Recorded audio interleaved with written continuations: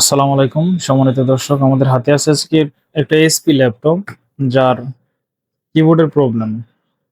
কিবোর্ডের প্রবলেমের কারণে এটা আমাদের কিবোর্ডটা রিপ্লেস বা এক্সচেঞ্জ করে দিতে হবে। পাশাপাশি আমাদের এটার উইন্ডোজ 10 রান আছে, তো আমাদের এটা উইন্ডোজ 11 করে দিতে হবে। তো আমরা এটা ব্যাকআপ নিয়ে উইন্ডোজ 11 করে দিব। পাশাপাশি আমরা কিবোর্ডের কাজটা করে দেব। তো সাথে থাকুন, আমাদের দেখতে থাকুন।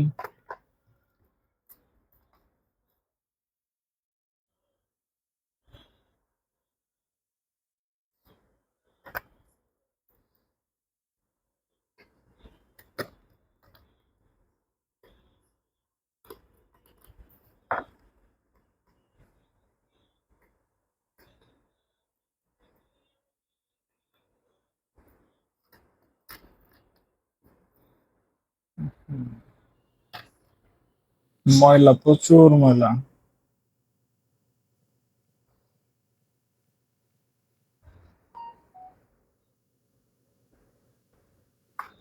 তো এটা খোলার পরে আমরা ভিতরে যা দেখতে পাচ্ছি যে মাদারবোর্ড সহ ব্যাটারি, কুলিং ফ্যান পাশ দিয়া প্রচুর পরিমাণ ডাস্ট লেগে আছে, যার জন্য এটা নতুন করে ক্লিন করে দিতে হবে। সুন্দর করে ক্লিন করে আবার নতুন করে লাগায় দিব। তো আপনারা দেখতে থাকুন আমাদেরকে।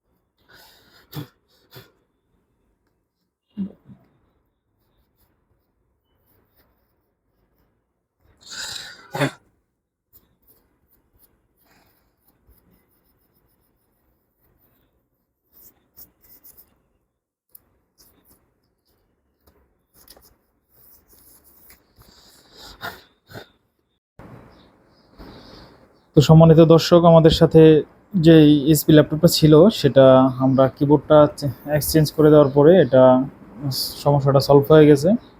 আর এখানে আমাদের নতুন করে ওএস করে দেওয়া লাগছে, 11 করে দেওয়া লাগছে, আর নতুন করে সফটওয়্যার সেটআপ দিয়ে এই ল্যাপটপটা আবার নতুন সুন্দর করে রান করাইছি।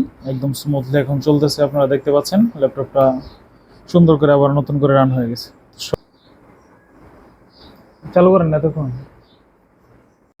তো সম্মানিত দর্শক, আমাদের সাথে যে এসপি ল্যাপটপটা ছিল আমাদের হাতে, তো এই এসপি ল্যাপটপটার প্রবলেম ছিল এটার কিবোর্ডটা শর্ট হয়ে গেছে, যার জন্য কিবোর্ডটা এক্সচেঞ্জ করা লাগছে।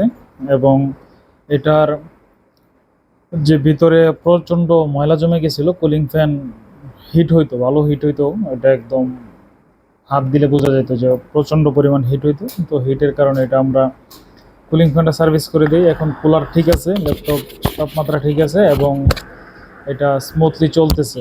পাশাপাশি আমরা এটার আরেকটা কাজ করছি, যেটা হচ্ছে ওএস, সবচেয়ে বড় জিনিস। এটা এই উইন্ডোজটা আমরা 11 করে দিছি। উইন্ডোজটা 11 করে দেওয়ার পর এটা এখন স্মুথলি চলতেছে। তো আপনারা দেখতে পাচ্ছেন আমরা এসপি এলিটবুক ল্যাপটপটা ভালোভাবে চালাচ্ছি। তো সকলেই সুস্থ থাকুন, ভালো থাকুন, আল্লাহ হাফিজ।